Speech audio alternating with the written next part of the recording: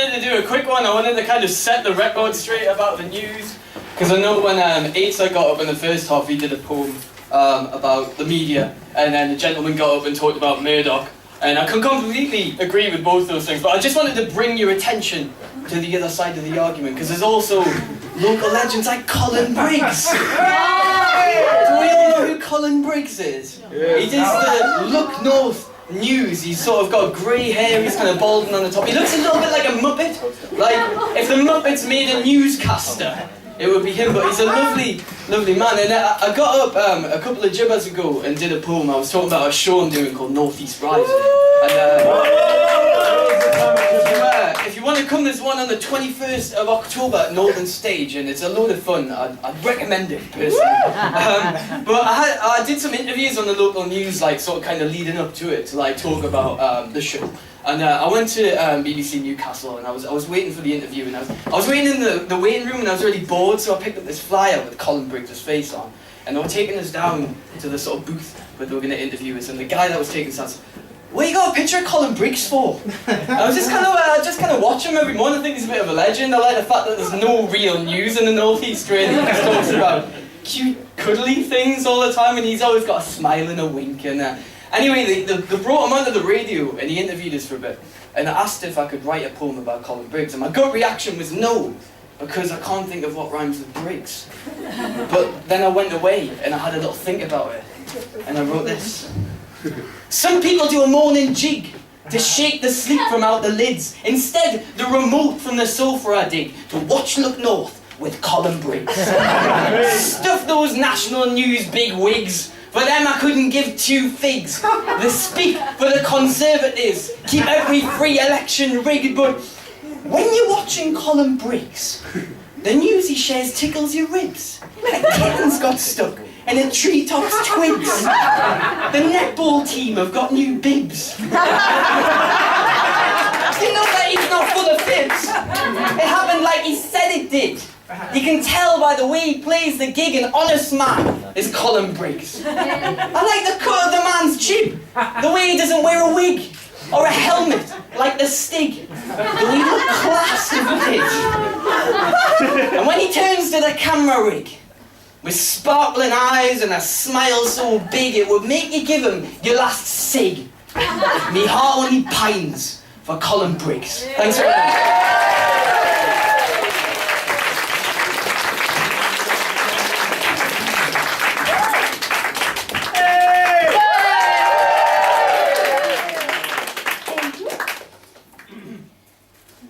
This one's not funny.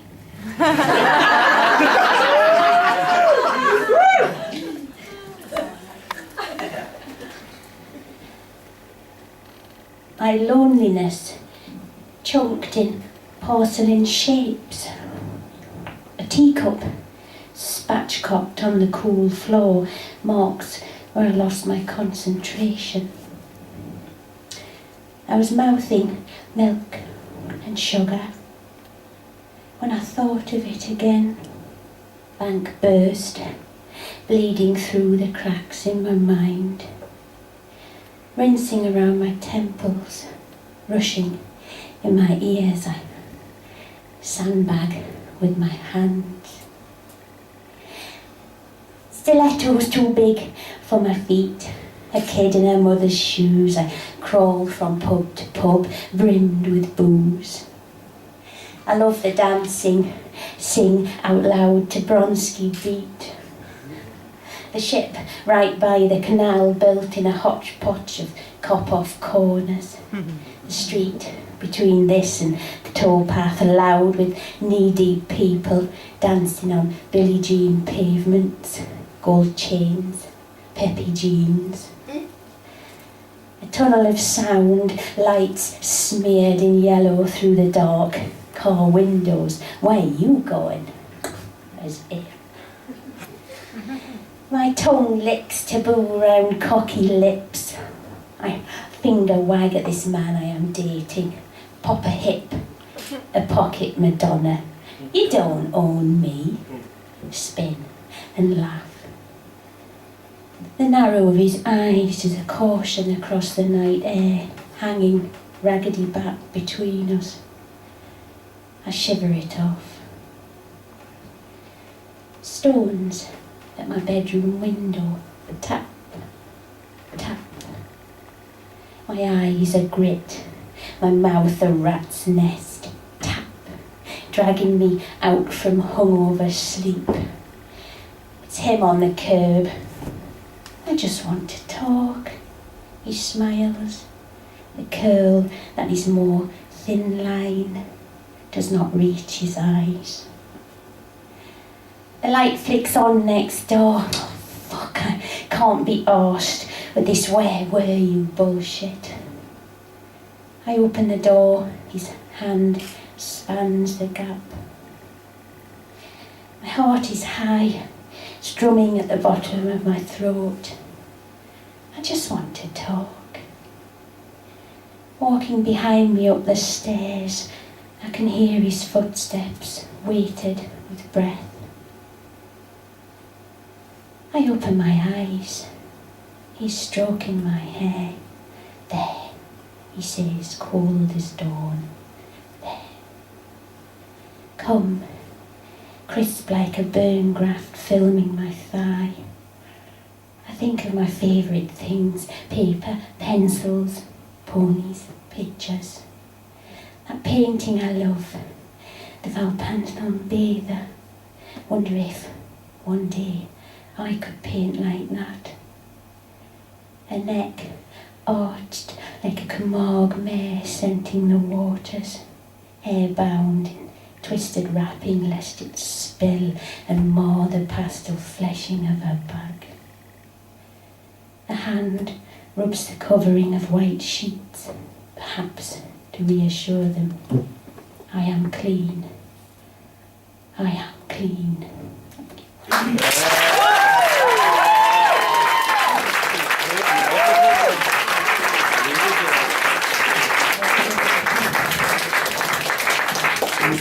Can we all hear me? Oh God, yeah.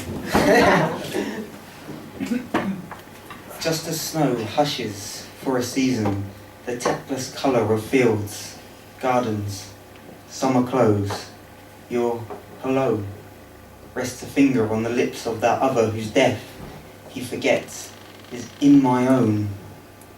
Now listen. Before the halls and doors and keys, there was this.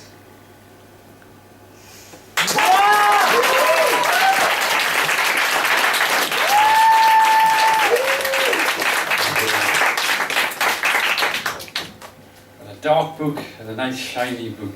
Do you want a nice poem or do you want a nasty poem? Nice one, please. There's nothing in the shiny room, don't lie.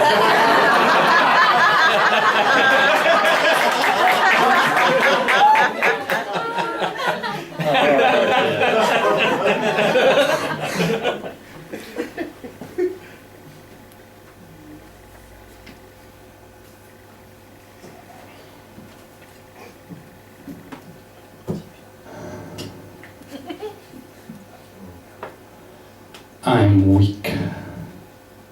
I'll take all the blame.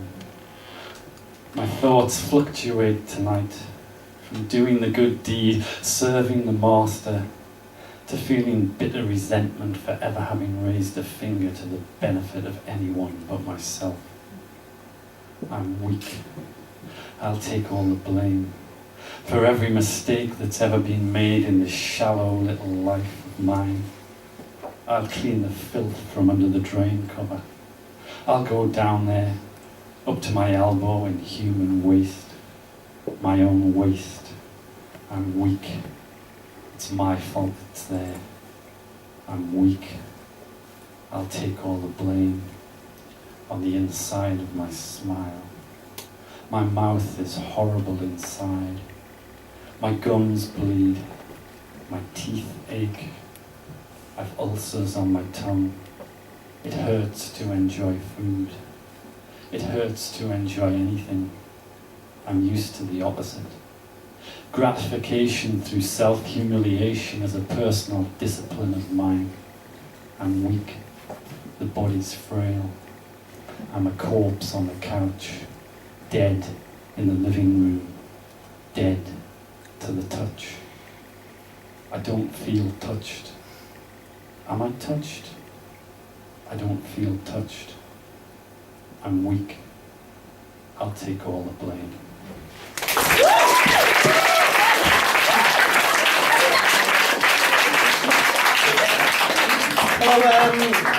Hello, I'm John Farthing. I'm 1/7 of Spontaneous Rex. We've got a gig next Wednesday. There's a poster here. That's the plug over. What I'm going to try and do now is something that we've never actually tried before or rehearsed before, so please bear with us. It might be terrible, but I'm going to hand you over to my friend Ian, who's going to take over for a little bit. Yay! Hello, this is something John's just made up, so it probably will be terrible. He is actually, in case you didn't know, a world famous lecturer, and he can lecture on any topic in the world.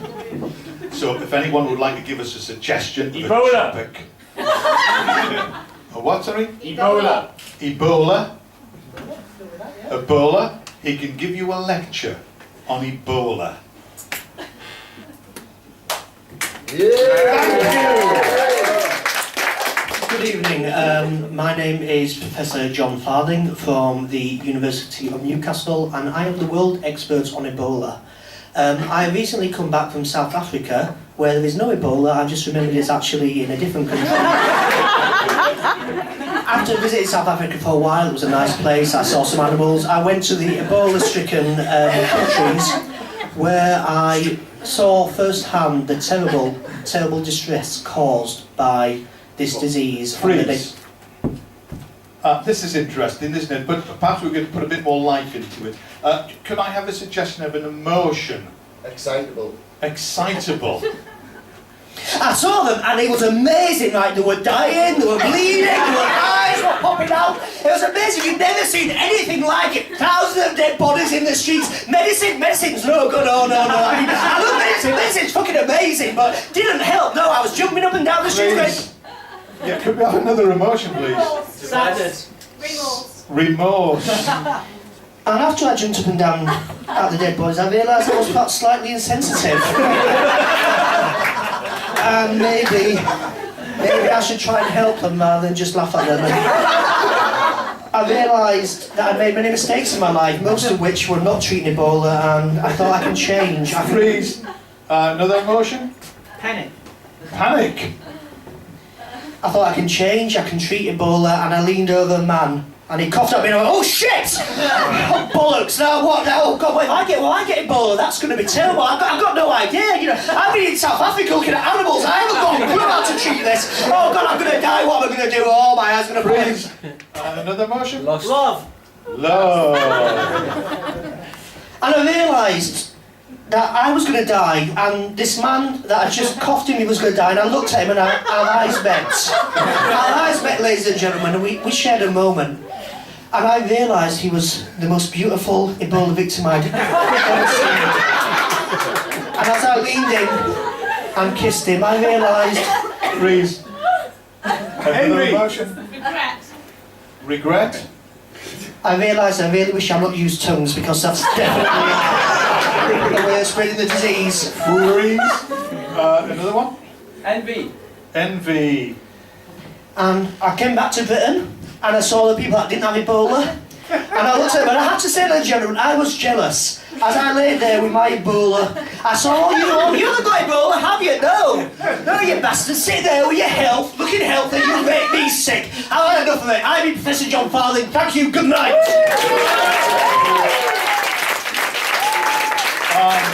If you enjoyed that, there's a lot more and a lot longer at the Spontaneous Rex gig, which is next Wednesday at the Ridge Hotel. Thank you.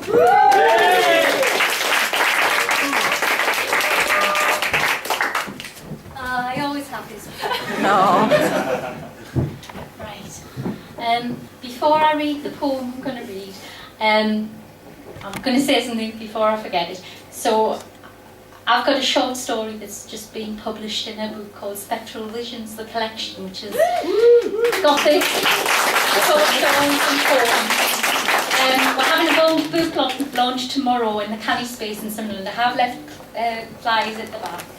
And I hope, I know it's short notice, but I hope some of you might be tempted to go, but if not, the book is available on Amazon.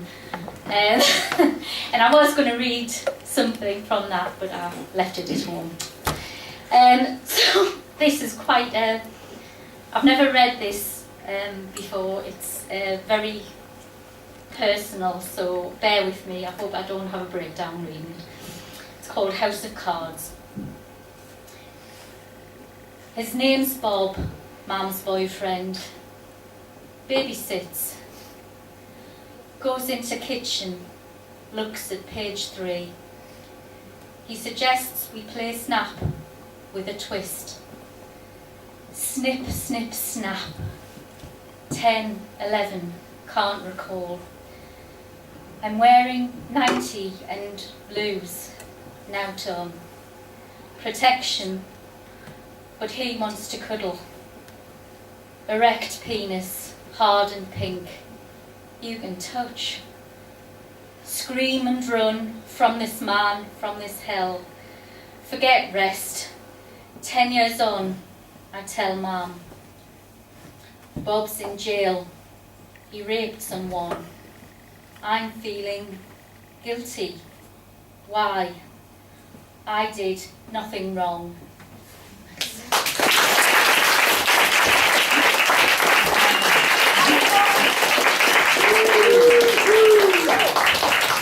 Okay, I'm going to try something different. I'm going to try taking the mic off.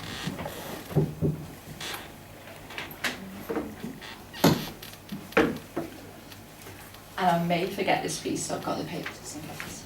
Okay.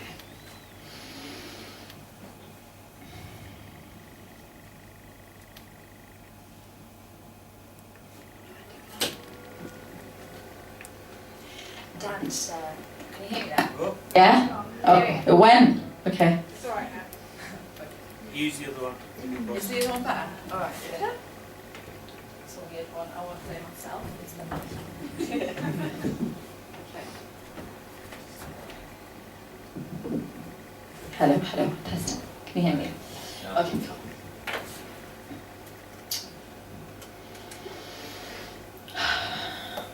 Dancer, light leaning, window shops, street.